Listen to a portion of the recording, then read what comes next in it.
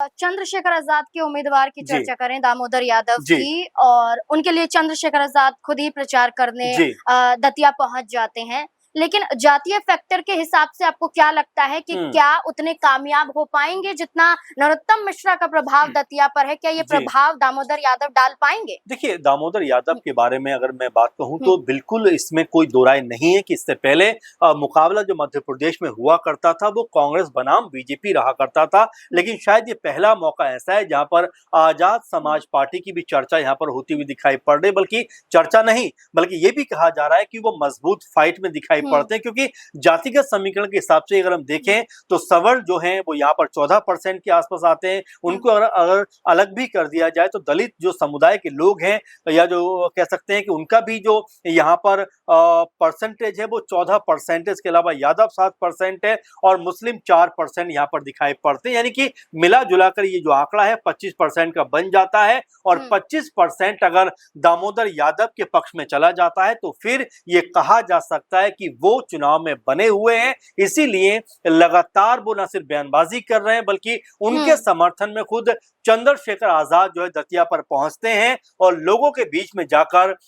एक बड़ा ऐलान करते हुए नजर आते हैं, बड़ी बयानबाजी करते हुए नजर आते हैं, अपने संगठन को मजबूत करने की बातें करते हुए नजर आते हैं। यानी कि उनको भी पता है कि अगर ये 25% कहीं दामोदर यादव की तरफ शिफ्ट हो गया तो वो इस चुनाव में एक बड़ा नाम बनकर उभर सकते हैं। भले ही जीत अभी ना मिलती हुई नजर आ रही हो, लेकिन एक बड़ा फैक्टर कहीं ना कहीं बनकर यहाँ पर उभरेंगे, क्योंकि आजाद समाज पार्टी लगातार अपने आप को मजबूत करती हुई दिखाई पड़ रही है। आप देखेंगे इससे पहले बिहार में चुनाव लड़ा, इससे पहले हरियाणा में चुनाव लड़ा, राजस्थान में चुनाव लड़ा। यानी कि आजाद समाज पार्टी जो है उत्तर प्रदेश के अलावा भी तमाम जगहों पर चुनाव लड़ रही है और उत्तराखंड और पंजाब को लेकर भी योजनाएं बना रहे हैं कि वहां पर भी चुनाव लड़ा जाए विधानसभा का। तो ऐसे में दतिया के ऊपर अगर दामोदर यादव जो अब मजबूत प्रत्याशी के तौर पर नजर आ रहे हैं, उनके समर्थन में एक जन सैलाब भी उमड़ता हुआ दिखाई पड़ता है और आजाद जो उनके लिए प्रचार प्रसार कर रहे हैं, तो आप ये मानकर चलिए कि उनको हल्का लेने की भूल अगर बीजेपी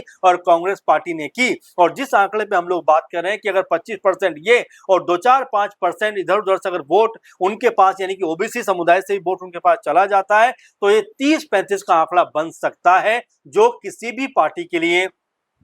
कह सकते हैं कि चुनौती देने का काम करता हुआ दिखाई पड़ता। वैसे में दामोदर यादव के पक्ष में जो जनसैलाब उमड़ा है वो वोटों में कितना तब्दील हो पाता ये देखना होगा। और चंद्रशेखर आजाद की जिस तरह से प्रचार प्रसार कर रहे हैं, वो दलित समुदाय का अगर 14% वोट भी अपने पाले में लेकर आ पाए तो ये उनके लिए बड़ी जीत हो सकती है, क्योंकि अक्सर ऐसे माहौल में देखा जाता है जब भी कहीं कोई घटना हो जाती है जहां पे दलित समुदाय के लोगों को परेशान किया जाता है या उनकी हत्याएं हो जाती हैं, या युवती जो बेटियां उनके साथ में कोई जो है गलत काम किया जाता है, उसमें आजाद जो है वो सबसे बढ़ चढ़ कर हिस्सा लेते हुए दिखाई पड़ते हैं। और इसीलिए वो दतिया पर पहुंचे हैं और अपने प्रत्याशी दामोदर यादव के पक्ष में एक माहौल बनाते